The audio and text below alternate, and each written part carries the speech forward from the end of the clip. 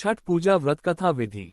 सूर्य षष्ठी महात्म्य। भगवान सूर्य, जिन्हें आदित्य भी कहा जाता है, वास्तव एकमात्र प्रत्यक्ष देवता हैं।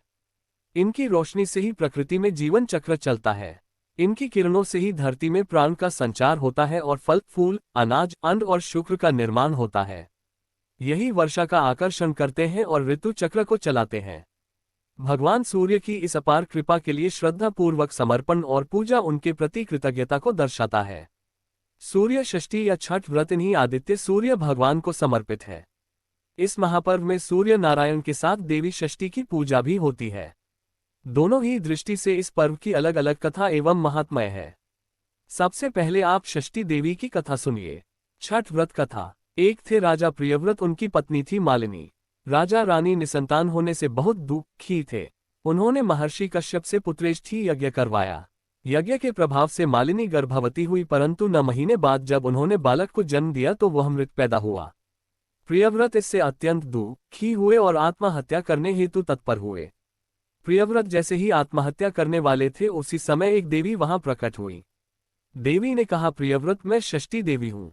मेरी पूजा आराधना से पुत्र की प्राप्ति होती है। मैं सभी प्रकार की मनोकामना पूर्ण करने वाली हूँ। अतः तुम मेरी पूजा करो, तुम्हें पुत्र रत्न की प्राप्ति होगी। राजा ने देवी की आज्ञा मानकर कार्तिक शुक्ल षष्ठी तिथि को देवी षष्ठी की पूजा की, जिससे उन्हें पुत्र की प्राप्ति हुई। इस दिन से ही छठ व्रत का अनुष्ठान चला आ रहा है। एक अन्य मान्यता के अनुसार भगवान श्री रामचंद्र जी जब अयोध्या लौटकर आए, तब राजतिलक के पश्चात उन्होंने माता सीता के साथ कार्तिक शुक्ल षष्ठी तिथि को सूर्य देवता की व्रतोपासना की और उस दिन से जनसामान्य में ये पर्व मान्य हो गया और दिनानुदिन इस त्योहार की महत्ता बढ़ती गई व पूर्ण आस्था एवं भक्ति के साथ ये त्योहार मनाया जाने लगा। छठ व्रत विधि। इस त्योहार को बिहार, झारखंड, उत्तर प्रदेश एवं भारत के पड़ोसी देश नेपाल में हर्षोल्लास एवं एवं निष्ठा के साथ मनाया जाता है। इस त्योहार की यहाँ बड़ी मान्यता है। इस महापर्व में देवी षष्ठी माता एवं भगवान सूर्य को प्रसन्न करने के लिए स्त्री और पुरुष दोनों ही व्रत रखते हैं। व्रत 4 दिनों का होता है। पहले दिन यानी चतुर्थी को आत्मशुद्धि हेतु व्रत करने वाले केवल अरवा खाते हैं यानी शुद्ध आहार लेते हैं। पंचमी के दिन नहा खा होता है यानी स्नान करके पूजा पाठ करके संध्या काल में गुड़ और नए चावल से खीर बनाकर फल और मिष्टान से छठी माता की पूजा की जाती है। फिर व्रत करने वाले कुमारी कन्याओं को एवं ब्राह्मणों को भोजन करवाकर इसी खीर को प्रसाद के तौर पर खाते हैं। षष्ठी के दिन घर में पवित्रता एवं शुद्धता के साथ उत्तम पकवान बनाए जाते हैं। संध्या के समय पकवानों को बड़े बड़े बांस के डालों में भरकर जलाशय के निकट यानी नदी, तालाब, सरोवर पर ले जाया जाता है। इन जलाशयों में ईख का घर बनाकर उन पर दिया जलाया जाता है। व्रत करने वाले जल में स्नान कर इन डालों को उठाकर डूबते सूर्य एवं षष्ठी माता को अर्घ्य देते हैं। सूर्यास्त के पश्चात लोग अपने अपने घर वापस आ जाते हैं। रात भर जागरण किया जाता है।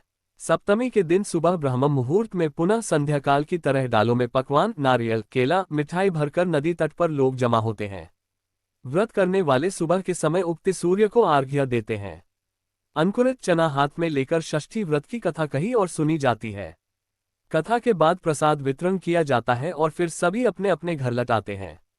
व्रत करने वाले इस दिन पलायन करते हैं। इस पर्व के विषय में मान्यता यह है कि जो भी षष्ठी माता और सूर्य देव से इस दिन मांगा जाता है वह मुराद पूरी होती है। इस अवसर पर मुराद पूरी होने पर बहुत से लोग सूर्य देव को दंडवत प्रणाम करते हैं। सूर्य को दंडवत प्रणाम करने का व्रत बहुत ही कठिन होता है। लोग अपने घर में कुल देवी या देवता को प्रणाम कर नदी तट तक दंड देते हुए जाते हैं। दंड की प्रक्रिया इस प्रकार से है, पहले सीधे खड़े होकर सूर्य देव को प्रणाम किया जाता है, फिर पेट की ओर से जमीन पर लेटकर दाहिने हाथ से जमीन पर एक रेखा खींची जाती है। यही प्रक्रिया नदी तट तक पहुंचने तक बार बार दोहराई जाती है।